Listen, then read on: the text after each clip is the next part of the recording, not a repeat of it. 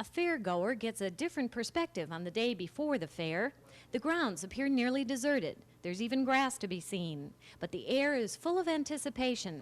And here and there, vendors and exhibitors are still setting up or putting on finishing touches. A few events precede tomorrow's opening, like equestrian competition at the Coliseum. Today it was the youngsters' turn to ride and jump before an audience of peers and parents. Fair officials hope to attract nearly 1.5 million people, that is, if the weather cooperates. One new feature at the fair this year is the Quick Will Stand. You've got it. In 10 minutes for $29.50, a lawyer will draw up your will. There are also, of course, the traditional fair items, the midway, the contests, the prizes, the rides, and the food. The menu's as American as you can get, from the standard State Fair Pronto Pups to standard campfire s'mores. New food items are always brought in ahead of time for approval. They're taste tested by the fair's staff. Other draws include stock car races and grandstand shows with the likes of the Statler brothers and the Oak Ridge boys. Tomorrow is Senior Citizens Day. Seniors get in free, but there are sure to be children of all ages. Youngsters who happened to be at the fairgrounds today were pressed into service for one minor detail, waxing the giant slide so it's slippery enough for opening day. With photographer Dick Nordling, Barb Brown, WCCO Television News at the Minnesota State Fair.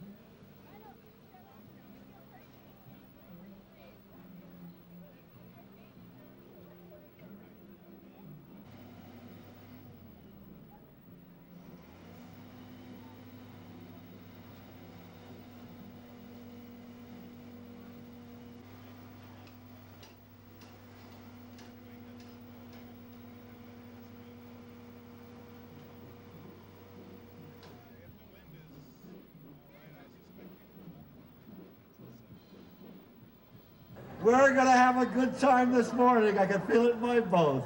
You know. As the finale to his 90-minute act, Kreskin has some randomly selected members of the audience hide his paycheck while he's off stage. If he doesn't find it, he doesn't get paid. Sometimes, he says, that's nerve-wracking. I could not get an image, and to this day, it shakes me up. I am so relieved that's over again, but I love being here, and I love this state. I've said this many, I got my glasses on, but they know who I am, Kreskin. Right. But you want to know something? I had a ball. We're already talking about next year, and of course, they said for the opening, we really had quite a turnout. Yeah, opening day. Well, I got to tell you, it's nice to see a man here in this city that's familiar with me. I feel like it's old friends getting together again. It is a show. Obviously, people have enjoyed it for all of those many years you've been doing it, but actually, there's something about that your show tells us about the capacity of each one of us, isn't it? Yes, it is. The truth of the matter is, and it's been something that I have felt since I was 5.5 years. Man has never realized his full potential. My equipment is not a rabbit in a hat. My equipment are people's minds. So I think I am at the right point in history. You just said I'm not a fortune teller. That's an important thing for your audiences to remember. I'm not a psychic. I have no supernatural powers. But my work, Dr. Margaret Mead always said, Kreskin, you're a sensitive. You've raised the threshold of feeling for others to a higher level. That's how, one of the reasons I'm able to get people to respond to suggestions so fast. I mean, someone to come up on stage and 10 seconds later not to be able to open their eyes without all the mumbo jumbo of hypnosis. The truth of the matter is it has to do with my creating a conviction and a faith-prestige relationship. Faith is something that we've got to hold on to because that's really what can move everything. Mm-hmm. Well, you're talking about next year. It perhaps won't be so long then until we see you next time. I'm not a fortune teller, but we're going to be doing this again. There's always plenty of competition at the state fair. One of today's contests showcased the stylish equestrian riders on their horses. Judges rated the horses as well as the animal's relationship with its rider. Most riders and their horses grow up working out together, so the rider knows the horse's every mannerism and mood.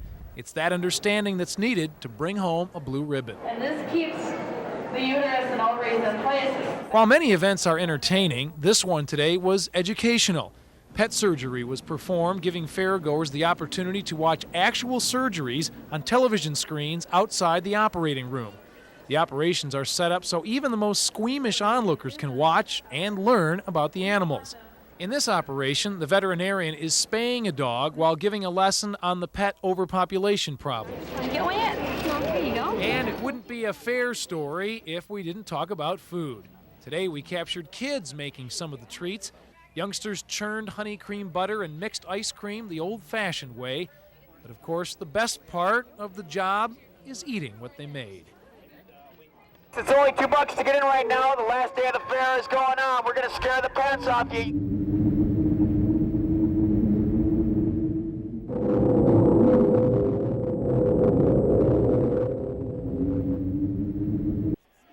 Nice soft drug. Just don't stick your fingers.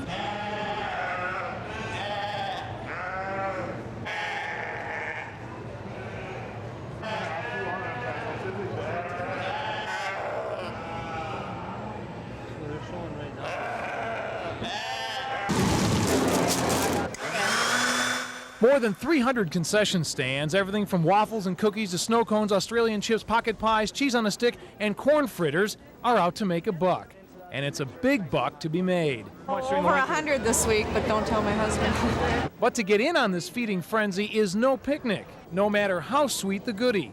Only 15 spots come available each year. More than 200 applicants try to get in. Jim Sinclair is one of those determining who's in every year and who's out. We're looking for new and unique, unusual products that will lend to the variety of the things that are presented at the fair, and we're looking for things that are going to meet a pretty high standards. After 3 years trying and then coming up with fried green tomatoes, Debbie Harrington got in.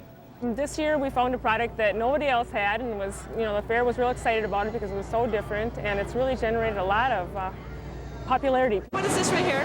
These are our stuffed vegetables. And take Dan Schartzer and his Old City Cafe. He struggled through 5.5 years of rejection.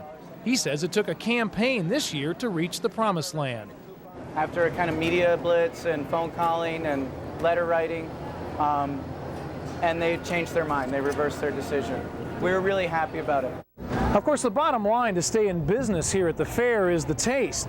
The Prano pups keep me coming back. Want a bite?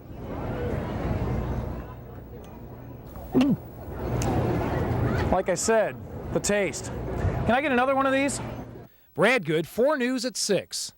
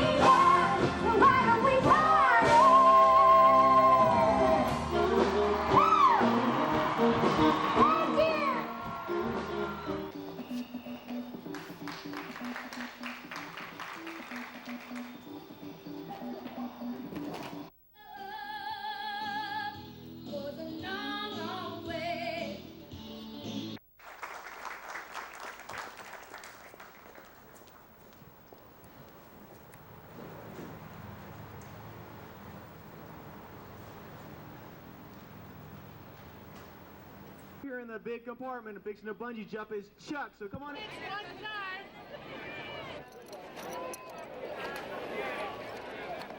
Stretch you out.